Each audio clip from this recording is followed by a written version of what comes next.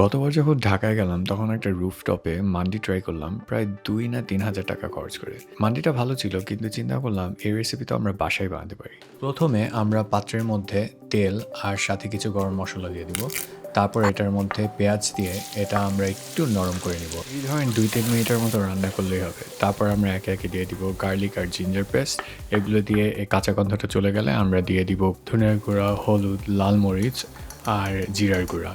মশলাটা যেন না পুড়ে যায় এর জন্য আমরা একটু পানি দিয়ে এটাকে একটু কষিয়ে নিব।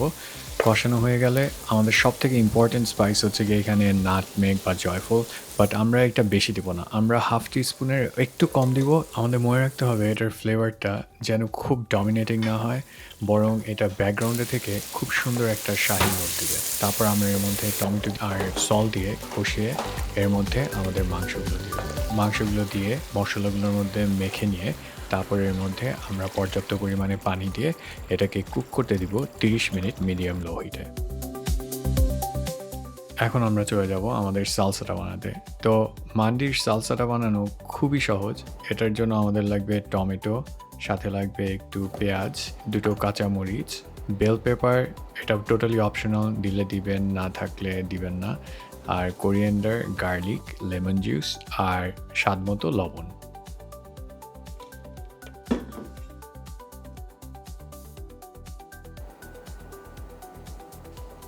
বাস হয়ে গেল আমাদের সালসা। এটা সাইডে রেখে দিয়ে আমরা চেক করব আমাদের মাংসটাকে। তো মাংসগুলো এই ফাঁকে হয়ে গেছে। তো এগুলোকে অন্য একটা প্লেটে রেখে দিয়ে আমরা আমাদের স্টকটাকে ছেঁকে নিব আর সব গরম মশলাগুলোকে ডিসকার্ড করে দিব। এখন সেম পাত্রে আমরা একটু ঘি দিয়ে কতগুলো ড্রাই ফ্রুট ভেজে দিব।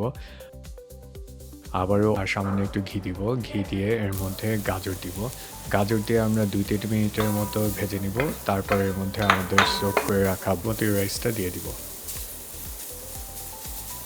সো টোটাল আমাদের ৬ কাপের মতো লিকুইড লাগবে। সো স্টক যদি আপনার ২.৫ কাপ হয়, বাকি ৩.৫ কাপ হচ্ছে গিয়ে আপনার পানি দিবেন, গরম পানি। আর যদি আপনার স্টক ৩ কাপ হয় তাহলে বাকি ৩ কাপ গরম পানি দিয়ে দিবেন। পরে লবণ দিয়ে চেখে নেবেন যে এটা জানি একটু সল্টির দিকে থাকে। টেম্পারেচারটা লো করে ১৫ মিনিটের মতো কুক করতে দেবেন।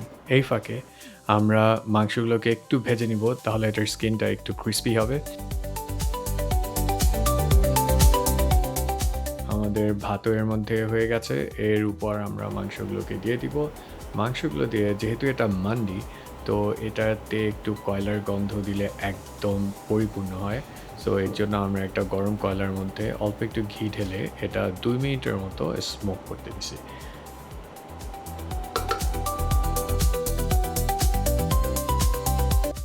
তারপর এর মধ্যে ড্রাই ফ্রুট আর অল্প একটু চপ ধনিয়া পাতা দিয়ে গার্নিশ করে নিব। বাস হয়ে গেল আপনার বিউটিফুল মান্ডি। রেসিপিটা ভালো লাগলে অবশ্যই সেভ করে রাখবেন। ট্রাস্ট মি, এটা বানানো যতটা সহজ, খেতে ততটাই মজা।